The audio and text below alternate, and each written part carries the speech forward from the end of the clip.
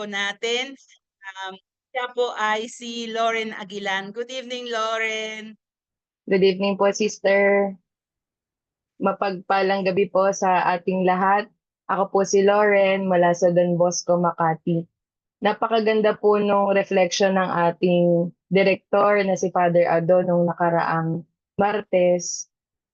Hayaan niyo po ako na i-summarize ito para sa ating lahat. Ang gospel po natin nung nakaraan ay tungkol sa Christ the King. Napaka-importanting piyesta ito sa ating mga Katoliko dahil ito yung tanda po ng pagtatapos ng isang liturgical year. Kakaiba ang ebanghelyo na ito kasi si Kristo bilang hari. Alam natin na ang hari dito sa ating mundo, yung mga sikat, yung mga tanyag, yung mayayaman. Yan ang palaging tinatangkilik sa ating mundo. Pero ang hari natin ay si Kristo na nakapako po sa krus. At habang siya ay nakapako sa krus, alam natin na nagkaroon ng mga panunuya sa kanya. Sabi nga ni Father Ado, may tatlong nanuya sa kanya, ang mga Pariseo po, ang mga kawal, at yung isang magnanakaw. Lahat sila sinasabi na iligtas ni Jesus ang kanyang sarili, takasan yung pagdurusang kinakaharap niya. Kaya pinainom pa siya, pinilit pa siyang painumin ng maasim na alak.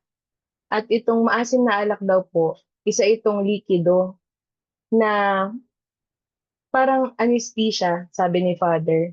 Ginagamit daw ito para mamanhid sa sakit. Pero hindi ito ininom ng ating Panginoon kasi meron siyang karunungan na ang totoong paghahari ng Diyos sa isang tao ay kung meron na siyang kakayahan na isang tabi ang kanyang sariling kalooban para pumasok sa totoong kalooban ng Diyos para sa kanya. Tinanggap niya yung mga pasakit at hinarap ito para po tayo ay maligtas. At kung ihahalin tulad po natin ito sa ating buhay, meron din itong mga tentasyon sa atin na takasan yung mga krus natin ngayon sa ating buhay o kaya huwag ibigay ang ating sarili sa misyon. Gawin na lang natin yung makapagpapasaya sa atin. Pwede naman tayong gumala na lang. Huwag nang makinig ng Bible Spirituality Weekly or manood na lang ng mga telenovela, ganyan. Pero nandito tayo ngayong gabi. At kung tatanungin po tayo, kailan naghahari ang Diyos sa atin? Ayon kay Father, ito daw po ay tuwing ginagapi na natin ang sarili nating kalooban, isinasantabi natin ito upang ibigay ang ating sarili sa iba dahil sa pagmamahal. Dahil ang kaharian daw po ni Kristo ay wala sa isang lugar, kundi ito ay nasa ating puso. Ito yung kaharian na nagsasabing ibigay ang ating sarili at huwag isipin yung mga kagustuhan natin na pansarili lamang. Ang susi daw po ng ebanghelyong ito ay nasa dulo. 'Di ba sabi nung isa pong magnanakaw, Jesus, alalahanin mo ako kapag ikaw ay naghahari na. At sinabi ni Jesus, ngayon pa lang ay isasama na kita sa paraiso. Ano po yung pinapatungkulan na paraiso dito? Ito yung buhay ng mga unang tao. Alam naman po natin si Adan at si Eva na lahat ay mabuti, lahat ay maayos, walang kasalanan at walang kamatayan. Dito natin mamamalas ulit yung pagmamahal ni Hesukristo sa atin kasi gusto niyang ibalik tayo doon sa paraiso kung saan wala ng mga kasalanan at ito po yung tinutukoy na eternal life. Si Hesukristo ay napako sa krus upang kunin ang sumpa ng kasalanan dahil siya ang totoong umiibig sa atin. Ang Kristong Hari po ay may isang mensahe na lahat tayo ay nilikha para sa paraiso. para sa buhay na may malalim na ugnayan sa ating Panginoon. Kaya po, nabanggit ni Father na ang krus may vertical and horizontal. So yung vertical, ugnayan daw natin yun sa Diyos, at yung horizontal, ugnayan natin sa kapwa. Patuloy po nating panatilihin yon at payabungin para nandito pa lang sa lupa, mararanasan na natin yung paraisong sinasabi ng Panginoon na meron pong malalim na ugnayan sa Kanya. Dahil ang Kristo natin ang siyang magdadala sa atin, ang ating hari na magdadala sa atin sa paraiso, sa buhay na walang hanggan. Yun lang po. Maraming salamat, Lauren, at napaka-comprehensive ang iyong recap. And then now, we will proceed sa ating opening prayer po na pamunuan po ni Brother Jolo Fabio po.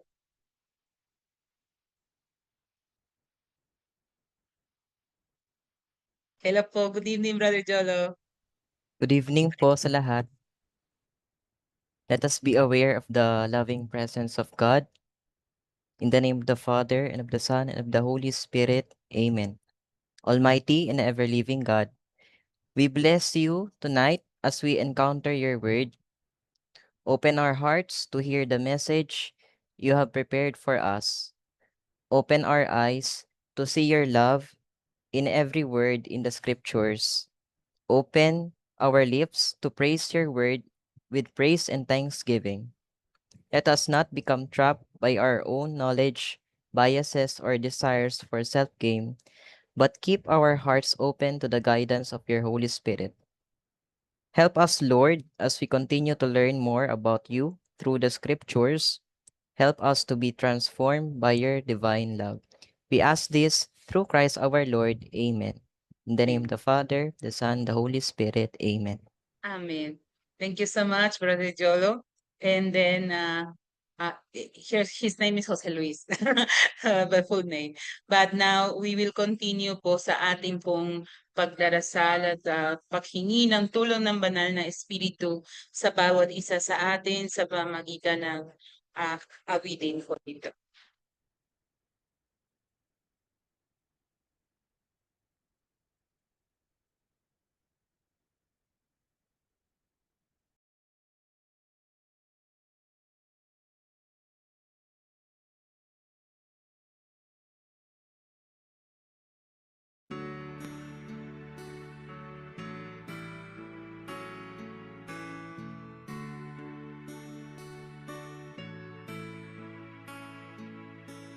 Halina, Espiritu Santo, kinakailangan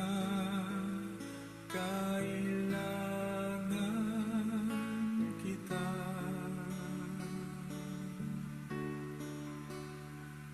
Sigla at lakas ng mahina, pag-asa ka namin lahat.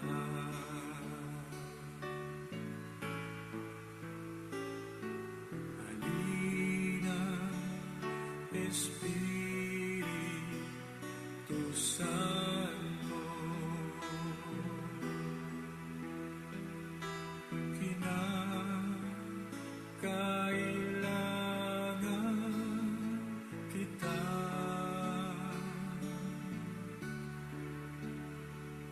Sigla at lakas ng mahina, pag-asa ka namin lahat.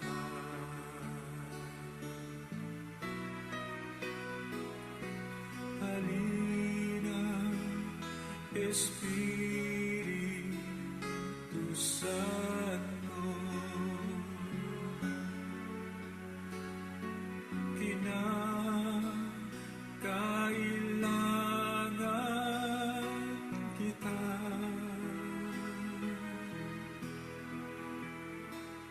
sigla at lakas ng mahina.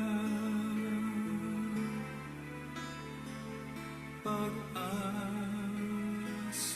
ka namin lahat.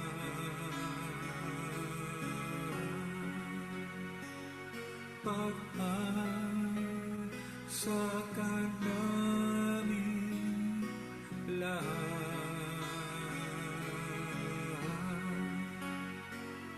Pag-asa ka namin lahat.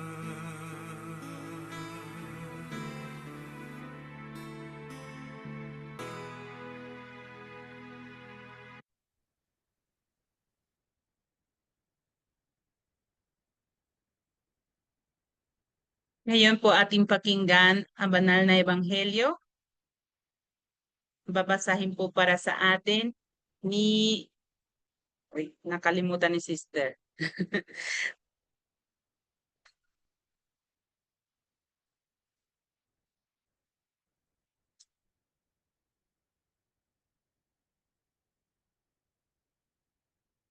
Nababasahin para sa atin po ni Larsen po Guevara po.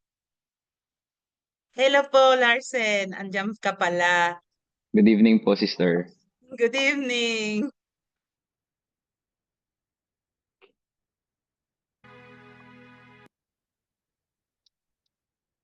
Ang mabuting balita ng Panginoon ayon kay San Mateo. Noong panahong iyon, sinabi ni Jesus sa kanyang mga alagad, ang pagdating ng anak ng tao ay matutulad sa pagdating ng baha noong panahon ni Noe. Noon, ang mga tao ay nagsisikain, nagsisiinom at nag-aasawa hanggang sa araw na pumasok sa daong si Noe. Dumating ang baha nang di nila namalayan at tinangay silang lahat. Gayon din ang mangyayari sa pagdating ng anak ng tao.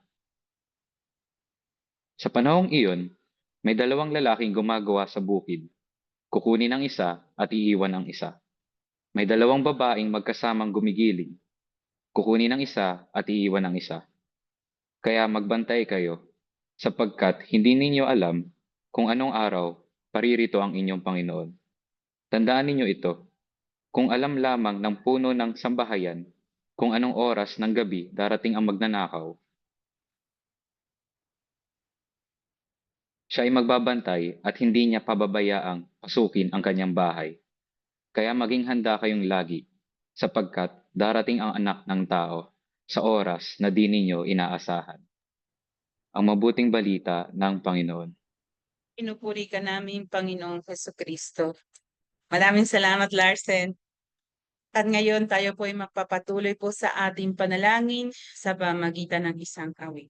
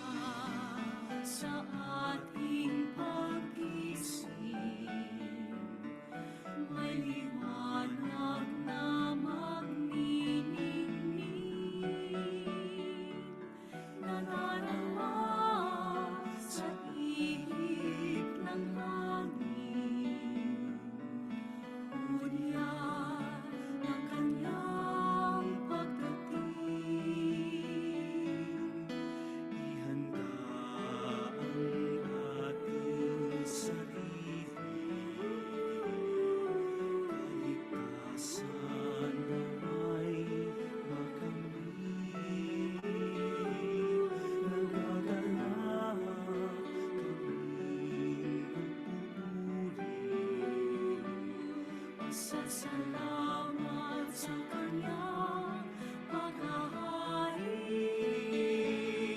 sa kanyang pagdating, liwanag niya'y magniningning, ililigtas ang buhay natin. Sa kanyang pagdating, pag-ibig niya'y makakamtan. Kaligtas ay naghihintay at pag-asang walang hanggan, nagagalak sa kanyang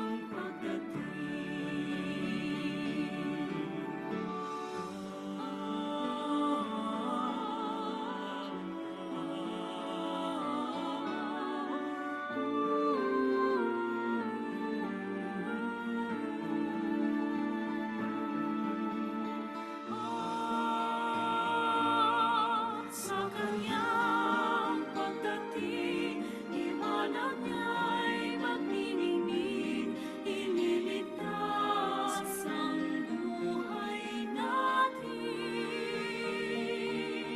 Sa kanyang pagdating, pag-ibig niya'y makakamtan. Kaligtas ay naghihintay at pag-asang walang hanggan, nagagalak sa kanyang pagdating.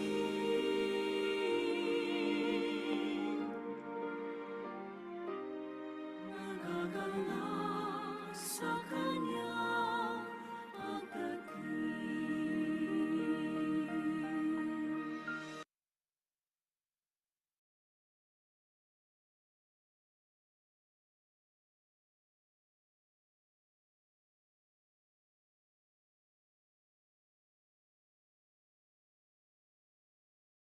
Muted po ako. Tayo po ngayon ay makikinig po sa unang po share po si Brother Aisen Rivera. Good evening po, brother. Good evening po, sister. Ayun, so before I share my reflection po, allow me to introduce myself. I am Aisen Rivera from the Archdiocesan Shrine of Espiritu Santo. Ayun po, habang nagbabasa po, habang binabasa ko po tong scriptures na to, isa lang po yung tumimo sa isip ko. Ayun ay paghahanda. Yung salitang paghahanda ay napakalalim kasi para po sa akin, hindi ka makakausad kung hindi ka po handa. Sa panahon po ng Adbyento at sa paparating na Kapaskuhan, isa po ito sa mga mensahe na gustong ipakita o sabihin sa atin ng mabuting balita. Siguro to give a short reflection, isa po akong dating seminarista at nung lumabas po ako ng seminaryo, isa pong napakahirap na proseso yung pinagdaanan ko sapagkat hindi naman ako naging handa sa mangyayaring iyon. Ngayon na nasa labas na po ako, masasabi ko pong napakahirap umusad kung walang paghahanda sapagkat pag nadatnan tayo ng kahit anumang problema, kahit na anumang challenges, o kahit na anong tawag, hindi tayo makakatugon ng buo. At kung hindi po tayo makakatugon ng buo, hindi po tayo makakausad. Kaya naman po, sa paparating na Kapaskuhan, sa paghahanda sa pagdating ng ating Panginoong Hesus, isa pong mahalagang gampanin natin bilang isang simbahan ang maghanda, hindi lamang bilang komunidad, bagkus maghanda po bilang isang anak ng Diyos, bilang isang individual. Ayun lang po. Maraming salamat po. Maraming salamat, Brother Aisen. Sana see you po soon around. We are very near, bara. Ngayon po, tayo po ay makikinig po kay Brother Eliakim Ingente po. Good evening po, brother. Ayan, ang ganda ng pangalan mo. Biblical Good evening talaga po. siya. Thank you po, sister. Hello po everyone. Magandang gabi po sa ating lahat. Ako po si Eliakim. Unang-una po nais ko pong magpasalamat sa ating Panginoon na Sa biyayang ito na binigyan niya po ako ng opportunity na maging bahagi or makabahagi sa biblical spirituality na ito. And nagpapasalamat din po ako kay Brother RG Mendoza sa pag-invite po sa akin dito sa programang ito. To give you a brief knowledge about myself po, I am a former altar server and I am a former altar server po, and now currently nagsiserve po ako bilang isang choir instrumentalist sa aming parish, which is Our Lady of the Most Blessed Sacrament under the Diocese of Santa Clara de Montefalco. So, going po sa ating gospel po natin ngayon, inihahalin tulad po ni Jesus ang pagdating ng anak ng tao sa panahon ni Noe. Sa panahon pong iyon, abala ang mga tao sa kanilang pang-araw-araw na buhay. Nagsisikain, nagiinuman, nag-aasawa, nagkakaliwaan, habang unti-unting lumalapit yung disaster, which is yung pagbaha po. Hindi nila nakita yung mga babala ni Noe, and also hindi nila pinansin talaga yung mga possible na mangyari. At dumating ang trahedya nang hindi nila namalayan. Tinangay silang lahat at iilan na lamang ang naligtas. Madalas, ganito rin po tayo ngayon. Nakatutok tayo sa trabaho, sa pag-abot ng ating mga pangarap, sa families, sa social media, sa mga plan natin sa buhay, sa relationship, sa mga jowa. And sa mga oras na yon, nakakalimutan na natin ang Panginoon. Wala namang pong masama sa pagiging abala, pero ang ipinapaalala sa atin ng ating Panginoong Hesus po ay ito. Sa gitna ng pagiging abala, huwag po nating kalimutang maghanda para sa pagdating ng ating Panginoon. Hindi lamang ito pagtukoy sa wakas ng mundo, kundi ito rin ay tumutukoy sa araw-araw na pagdalaw ng Diyos sa ating buhay. Darating siya sa mga pagkakataong hindi natin inaasahan, sa mga pagsubok, sa mga pagpapala, sa mga taong pinapadala niya sa atin, sa maliit at tahimik na tinig ng konsensya. Sinabi rin po ni Jesus, kaya magbantay kayo. Ibig sabihin, huwag nating hayaang matulog ang ating mga puso. Maging gising ang ating pananampalataya, maging mulat ang isip at handa ang ating mga kaluluwa. Pero ano nga po ba ang tunay na kahulugan ng pagiging handa? Hindi ito takot, hindi ito kaba, hindi ito paghihintay na puno ng nerbiyos. Ang pagiging handa po ay pamumuhay na may layon, may pananampalataya, at may pagmamahal. Handa tayo kapag sa mga oras na ito, araw-araw tayong lumalapit sa Diyos sa panalangin, pinipili natin ang kabutihan kahit mahirap, nagpapatawad kahit masakit, naglilingkod kahit pagod na, at nagmamahal kahit walang kapalit. Ang tunay na kahandaan ay hindi nakikita sa dami ng ating natapos, kundi sa lalim ng ating relationship kay Lord. Sa gospel din ngayon, mayroon daw 2 lalaking nagtatrabaho sa bukid. Ang isa kukunin, ang isa kukunin, ang isa iiwan. May dalawang, sorry, hindi kamali ako. Wait lang. So moving on, sorry, may nagkamali lang po sa Ang ebanghelyo ngayon ay hindi tungkol sa takot at sa wakas, kundi pag-asang nagpapaalala na ang Diyos ay darating, na hindi niya tayo nakakalimutan at nais niyang masumpungan tayong nagmamahal. Sa huli ang paghahanda ay isang imbitasyon. Mamuhay tayo na parang araw-araw ay pagdating ng Panginoon. Buong puso, may pananampalataya, may pag-asa at may pagmamahal. Yun lamang po, maraming salamat. Maraming salamat, Brother Eliakim. And thank you for your generosity of saying yes po sa invitation na magpahayagan salita ng Diyos. Thank you. So ngayon po tayo po ay magpapatuloy po sa exposition po ng ating minamahal na director, si Father Atty. Saclalo. Good evening po, Father Ado.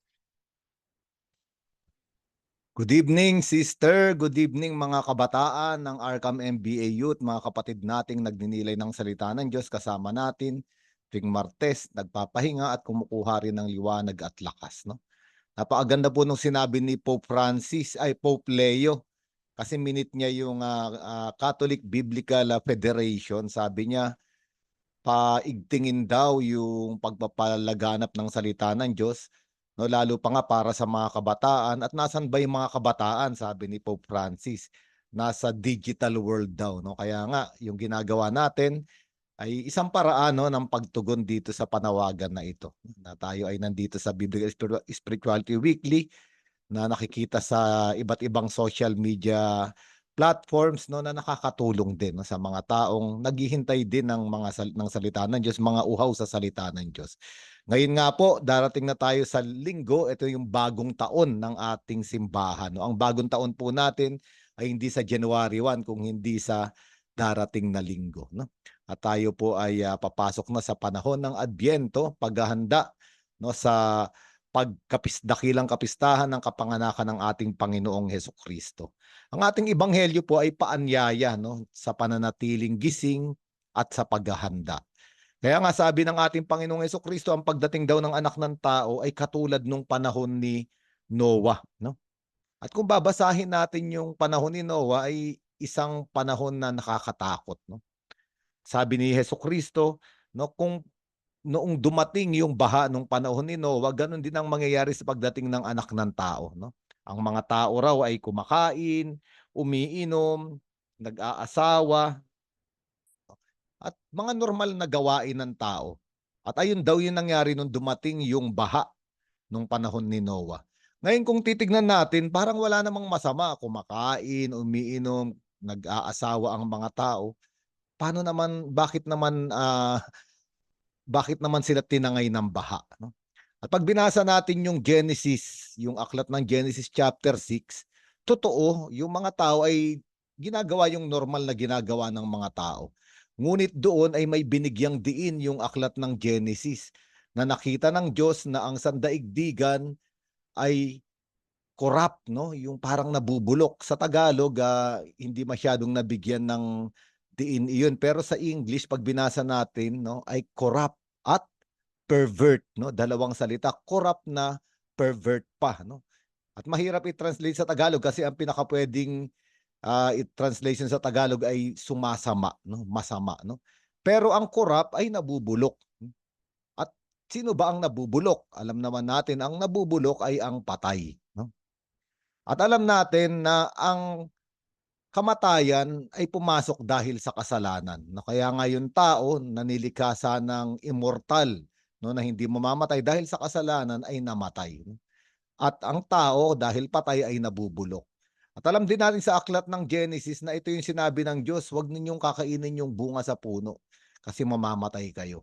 At hindi naman namatay ang tao, physical, pero may namatay. At ano yung namatay? Yung kabanalan ng tao, yung ugnayan niya sa Diyos.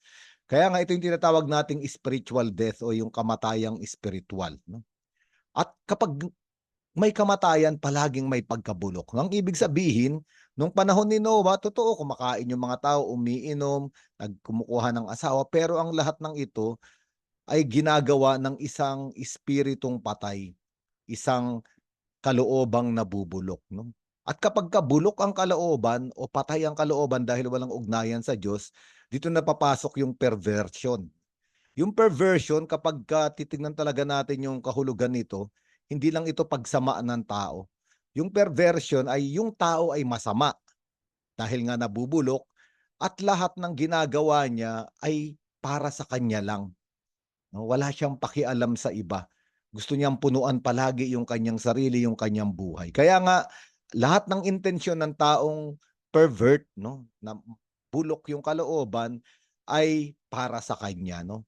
Wala siyang pakialam kung masaktan niya ang iba, wala siyang pakialam kung kung apakan niya yung iba, wala siyang pakialam, no? Ang mahalaga yung sarili niya, yung kaligayahan niya, yung buhay niya. At ito yung sinasabi ng ating Panginoong Hesukristo. Mag-ingat kayo, darating ang anak ng tao, katulad nung panahon ni Noah, yung pagdating ng baha. No, totoo, ang tao ay kumakain, umiinom, nag-aasawa, pero baka ginagawa ito na pervert ang intensyon, no? Kumakain ako para sa sarili ko lang. Umiinom ako para sa sarili ko lang, no?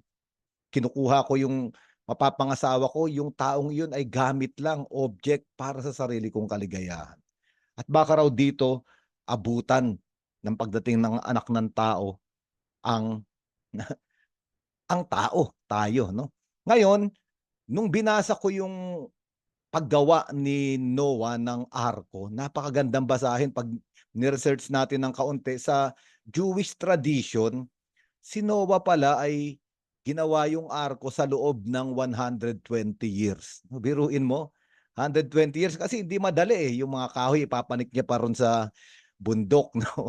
Kung saan niya ginagawa yung arko. Ito yung sabi ng mga Hudyo. Ang ibig sabihin, for 120 years, nakikita siya ng mga tao. Nag-uusyoso sila, tinatanong sila, at may nagkukwento naman si Noah, nagpapahayag siya kasi sinabihan ako ng Diyos na may mangyayaring trahedya, no, kaya ako gumagawa nito. Kung sana ay pinakinggan nila si Noah at inalam pa nila kung bakit gumagawa ng ganun si Noah, sana ay nakapagbalik loob sila, no? Para banggang yung 120 years ng pagbuo ng arko ay pagbibigay panahon ng Diyos para gumising ang mga tao at magbalik loob sa Kanya. Pero nga sa mga pelikula tungkol kay Noah, pinagtatawanan pa siya ng tao. No, kasi sabi nila si Noah raw ay gumawa ng arko, bumubuo ng arko sa isang lugar na malayo sa tubig, malayo sa dagat. No? Para bang sinasabi ng mga tao, bakit ka bumubuo ng arko rito? Ang layo nito sa dagat, paano mo dadalhin yan sa dagat?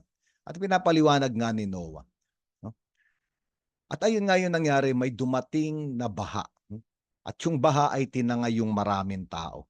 At ito yung pagsama ng tao. At ang Diyos, hinahayaan niya ang tao na hindi nagbabalik loob sa Kanya, na tangayin na lang. Kasi para bang gusto tayong iligtas ng Diyos. Yung pagpapahayag ng salita ng Diyos, yung ating simbahan, yung mga sakramento, yung mga binibisita natin sa house to house, lahat ng tao ay gustong iligtas ng Diyos. Mula dito sa agos, sa alon o sa baha ng kasalanan at kasamaan. Ngunit kapag hindi natin inabot yung kamay ng Diyos, habang inaabot niya sa atin para tayo ay iligtas, totoo tatangayin tayo ng baha. At ito yung sinasabi ng ating Panginoong Hesukristo. May baha, no, na dumadaloy ngayon sa sanlibutan. At ito yung baha nung kasamaan at pagkabulok ng kalooban ng tao. At tayo ay inaanyayahan ngayon na manatiling gising, gumising, no, at tanggapin yung pagliligtas ng Panginoon. Kaya nga sabi rito, di ba? Sabi rito sa ating ebanghelyo, yung dalawang lalaki na nasa bukid, yung isa ay kukunin, yung isa ay maiiwan. Yung dalawang babaeng gumigiling, yung isa ay kukunin, yung isa ay iiwan. Anong ibig sabihin nito? Ito ay larawan ng dalawang uri ng tao. Isang tao na gumising, nanampalataya at tumayo, kaya nakakapit siya sa pagliligtas ng Diyos. Yung isang tao naman na nakapikit, tulog ang pananampalataya, kaya siya ay tinangay. No? At ito yung sinasabi rito ng ating Panginoong Hesukristo. Ngayon, kung itatabi natin ang ebanghelyong ito doon sa ebanghelyo ni San Lucas chapter 14, 15 to 24, maganda rin iyon. No, kasi sa ebanghelyo ni San Lucas, yung hari ay nag-aanyaya sa isang malaking piging, bangkete, naghanda siya. No? At ito yung Adbyento rin na Bible text sa ebanghelyo ni San Lucas, naghanda siya. Ngunit yung mga inanyayahan ay may mga katuwiran. At maganda yung mga katuwiran nila. Sabi nung isa,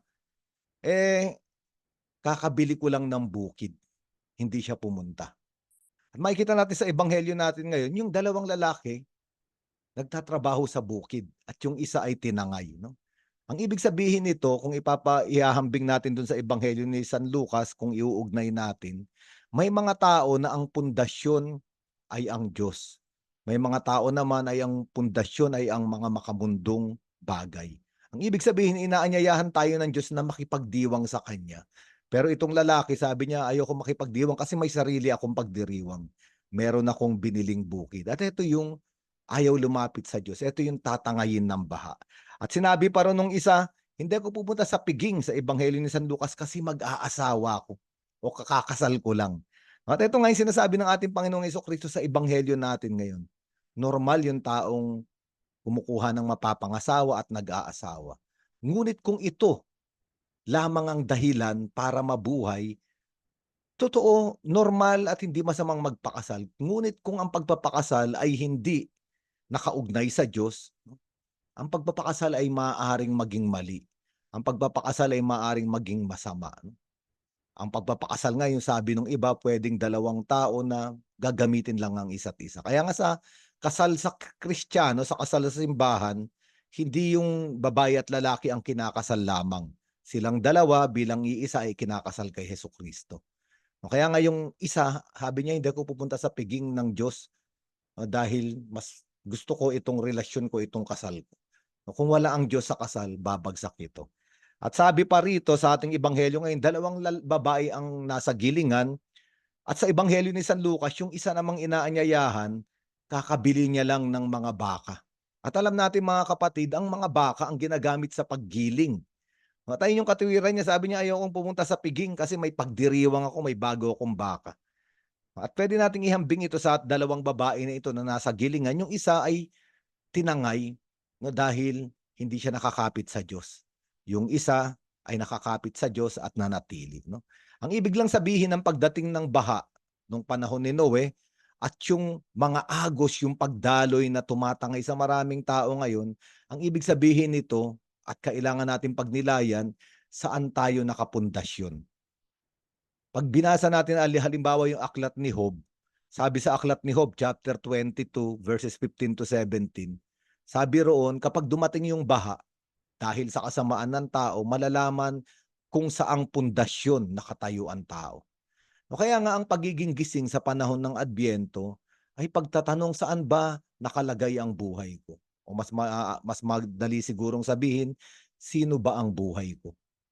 Sino ang sinusundan ng buhay ko? At kapag hindi si Jesucristo ang sinusundan ng tao, kapag hindi si Jesucristo ang sinusundan natin, totoo, itong mga bahang ito ay dadalhin tayo at lulunurin. No? Kaya nga ito yung mga sinasabi ng ating Ebanghelyo. At pagkatapos ng sabi ng ating Panginoong Jesucristo, kung alam lang ng tao yung oras ng pagdating ng Panginoon sa gabi, ay pagdating ng magnanakaw sa gabi, no, ay magbabantay siya. At ganoon din ang oras ng pagdating ng Panginoon sa gabi. Ngayon nga ang tanong ng maraming tao, ba't ka ba darating Panginoon sa gabi? Pwede ka naman dumating sa umaga kung saan gising ang lahat. Bakit sa gabi? No? At mahalaga yung salitang gabi. Sa Biblia, dumaraan ang Diyos sa gabi. Halimbawa, yung bayang Israel nung lumaya sila sa Ehipto, gabi, yung Passover night, no? Palaging gabi. No, halimbawa rin na si Hesukristo nung siya ay dakpin, no, ay gabi na, no? Palaging mahalaga yung gabi. Sabi nga nila merong 4 nights, no? 4 nights sa tradisyon ng mga Hudyo. Ito yung gabi ng paglikha, no? Yung creation, gabi ng pananampalataya nung inalay ni Abraham, no? Si Isaac, no? At gabi ng paglaya nung pinalaya ng Diyos ang mga Israelita at yung pagdating ng Mesiyas ay sa gabi. No? Kaya nga ito yung Ebanghelyo natin, darating sa gabi. At sa gabi, di ba? Mahirap manatiling gising eh. Talagang pipikit mo yung mga mata mo eh. Pero ito nga yung sinasabi ng ating Panginoong Jesucristo, maging gising. Maging gising sapagkat darating siya sa gitna ng dilim. At sino ba yung mga taong kayang makita yung dumarating sa gitna ng dilim? Ito yung mga taong gising sa gabi. Kapag ka natulog ka halimbawa at bigla kang nagmulat, di ba? Parang wala kang makikita sa dilim. O kaya naman, galing ka sa maliwanag na lugar, pumunta ka sa dilim, wala kang makikita sa dilim. Pero kapag ikaw ay nakamulat sa dilim at matagal ka ron sa dilim dahil naghihintay ka. No? Makikita mo yung dumarating. At ito ang sinasabi ng ating Panginoong Hesukristo. Ang Panginoong Hesukristo minsan ay dumarating sa mga kadiliman ng ating buhay. Yung mga panahon ng ating buhay na parang wala tayong makita o hindi natin maunawaan. Ito ang dilim, ito ang gabi. O kaya naman yung mga gabi ng buhay kung saan tayo ay nag-iisa, napakalamig, no? Parang wala tayong kasama. Sa mga panahon ng buhay natin na madilim, dito tayo inaanyayahan ng Panginoon na manatiling gising. Dahil dito siya darating. Kaya nga ang Adbyento ay pag-aantay sa Panginoon, paghihintay sa Panginoon sa pamamagitan ng paghahanap sa Kanya sa mga nangyayaring sitwasyon sa ating buhay. Sabi ng ating Panginoong Hesukristo, darating ako sa gabi. Kaya manatili kayong gising. No? Kaya nga itong ating ebanghelyo ay totoong paalala sa atin. No? Naimulat yung ating mga mata. At yung ating mga mata, kapag namulat, ay kailangan ng liwanag. Sabi nga ng ating Panginoong Hesukristo, no, kahit daw ang isang tao na nasa dilim, ngunit nasa kanya ang Diyos, para na rin siyang nasa liwanag. Para na rin siyang nasa liwanag. Sapagkat walang kadiliman sa Diyos. Kaya nga, darating ang Panginoong Hesukristo bilang isang liwanag sa gitna ng gabi, sa gitna ng dilim. No? At alam naman natin, pagdating ng araw ng Pasko, di ba? Ayun yung gabi kung saan isinilang ang Panginoon. Sa gitna ng dilim, dumating ang kaligtasan. Kaya nga ang ebanghelyong ito ay paanyaya para maghanda, tignan ang pundasyon ng ating buhay, ngunit isang konsolasyon din. No? Sapagkat ang layunin pala ng pagdating ng Panginoon sa gitna ng dilim ay para bigyang liwanag, no, ang aking buhay, ang ating buhay. At kung imumulat lamang natin ang ating mga mata, palaging dumarating ang Panginoon na sa gitna ng dilim, sa gitna ng mga kadiliman, sa gitna ng mga madidilim na sitwasyon sa ating buhay at may dala-dala siyang liwanag. No? Sige, sister, pwede na tayong manalangin. No? Sige, yung mga kapatid natin na nais manalangin, i-unmute ninyo yung inyong Zoom window at buksan ng inyong video, itaas ang inyong panalangin. Bilang simbahan, itataas natin sa Diyos ang lahat ng panalangin. Panginoon, patuloy po kaming humingi sa inyo ng katatagan at tibay ng isipan upang lagi naming masunod ang inyong utos. Nang sa ganun po ay maging maingat kami sa aming pananalita, sa aming iniisip at sa aming kinikilos. Kasama na rin po dito yung aming pagsisilbi sa kapwa katulad ng pagsisilbi nyo sa amin. Tulungan niyo po kami magawa ito, Lord, na merong katatagan at hindi kami maging mahina sa aming pananampalataya. Ang lahat po ito ay hinihingi namin sa ngalan ng ating Panginoong Hesukristo. Panginoon, dinggin mo ang aming panalangin. Panalangin.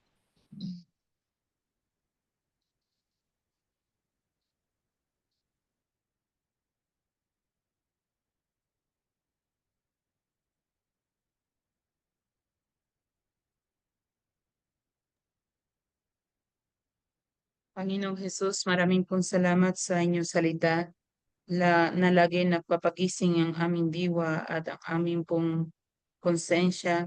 Nawa po, Panginoon, hindi po kami maging bulok o mapasama sa aming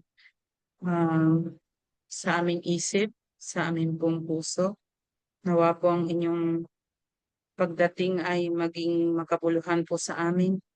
Pinapanalangin po namin ang mga tao na humihingi ng panalangin sa amin, lalo na mga may sakit. Manalangin po tayo. Panginoon, Panginoon, dinggin mo ang dinggin mo aming panalangin. Panalangin.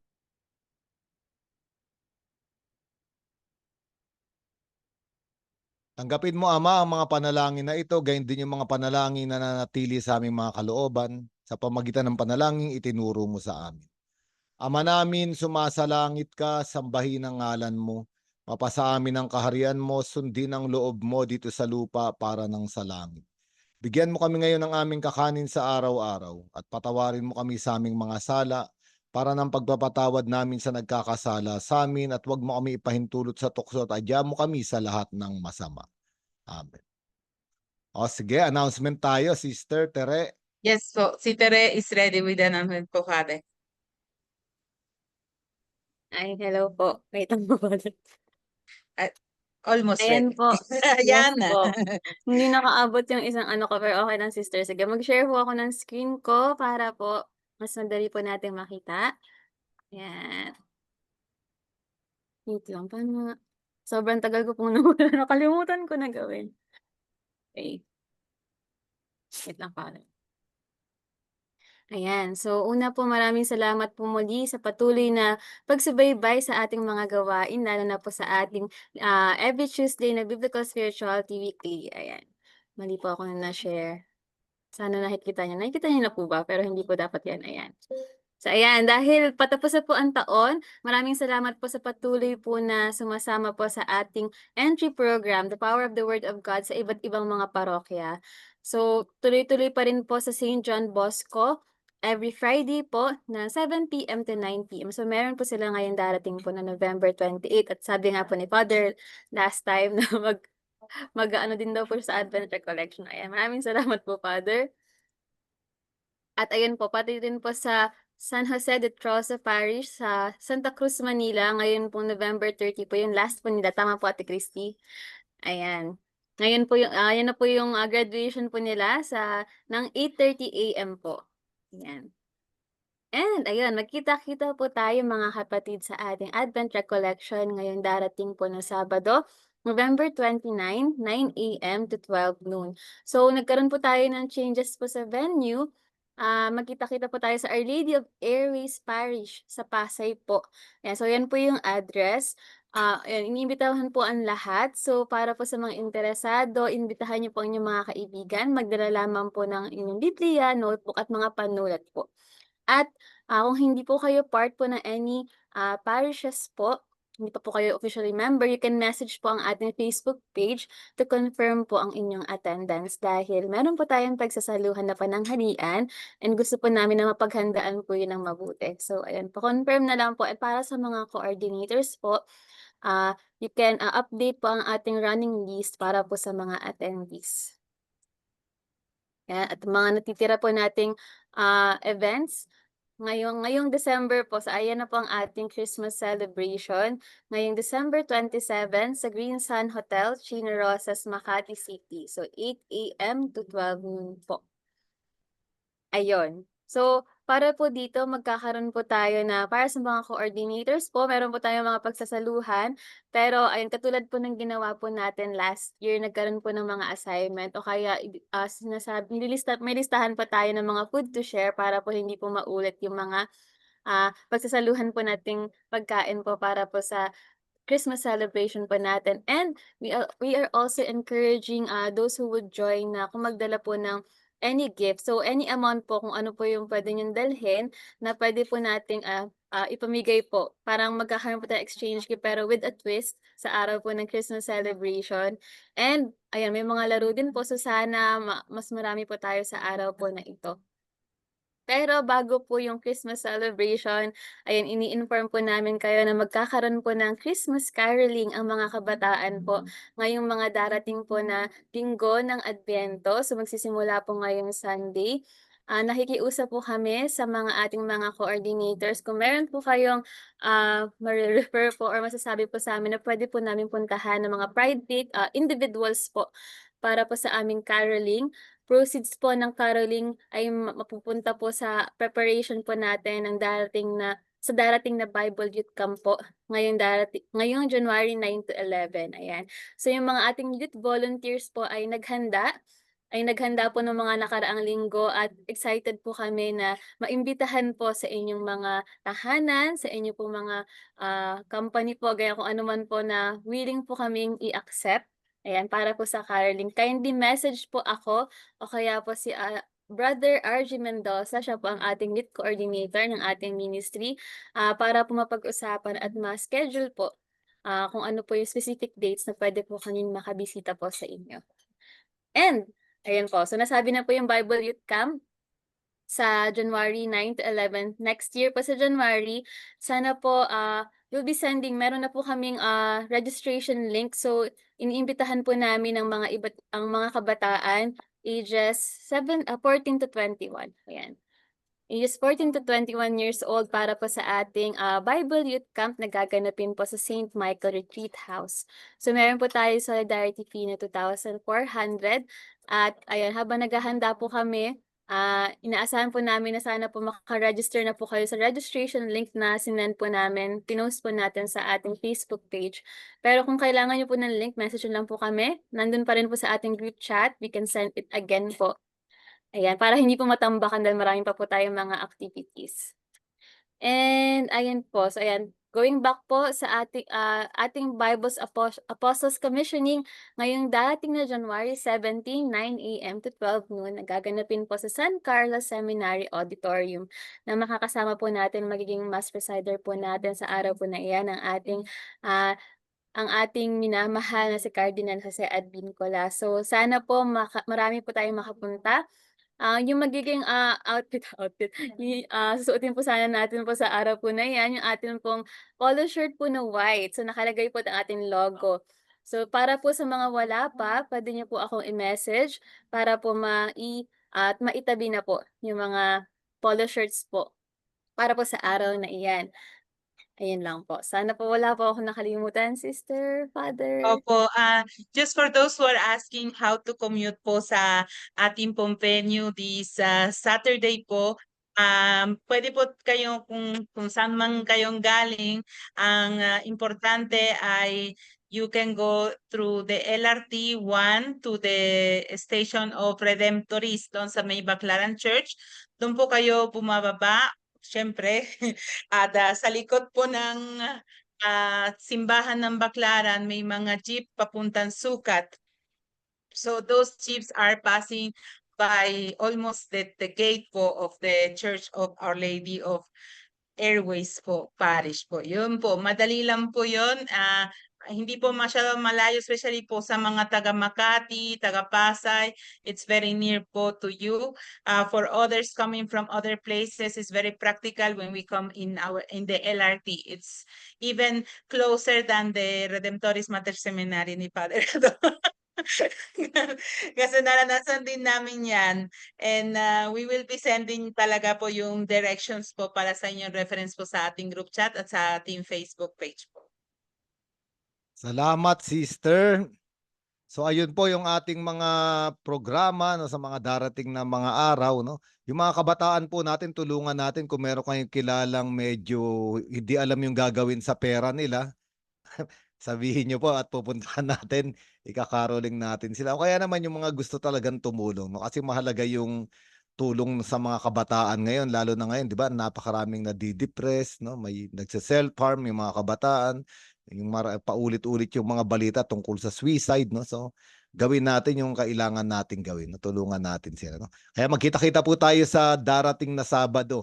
Yung mga coordinators na darating sa Sabado, sana po alam nyo na dadali na natin yung mga Bible guides, no? Kaya kung kaya nyo nang buhatin yung mga Bible guides para sa parokya ninyo sa darating na Sabado, no, buhatin nyo na, no? Dadali na ni sister sa Saturday, okay? Sige po, salamat po. Pagkakaloob na natin ang bendisyon at magkita-kita tayo sa susunod na Martes. Sumainyo ang Panginoon. At sumayin niyo rin. Pagpalain kayong lahat, gayon din ang inyong mga pinakamamahal sa buhay ng ating makapangyarihang Diyos, Ama at Anak at Espiritu Santo. Amen. Mayo kayong taglay ang kapayapaan ng Panginoong Hesukristo. Salamat sa Diyos. Salamat sa Diyos. Good evening. Good evening po sa inyong lahat. Thank you po, Father Ado. Thank you po sa inyong lahat. Thank you, Tere. Nakita po sa Sister Sabado. See you on Friday, Father Ado. Thank you po. Yung sa iba, see you sa Maraming Friday salamat with po sa Ate, mga Ate nag-volunteer. Christy. Ayan pala. Ayan See sila you yung on mga Friday. taga-Fatima. Thank you po sa inyong lahat. Daniela, see you on Friday. Kailangan namin ng animator. And on Saturday, on Sunday din po pala. Pala sila. Bye.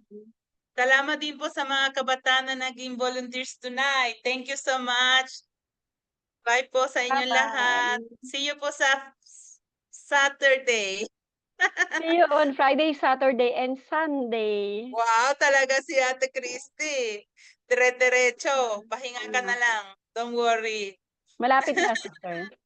Opo. Maraming salamat po. Bye-bye. Bye-bye.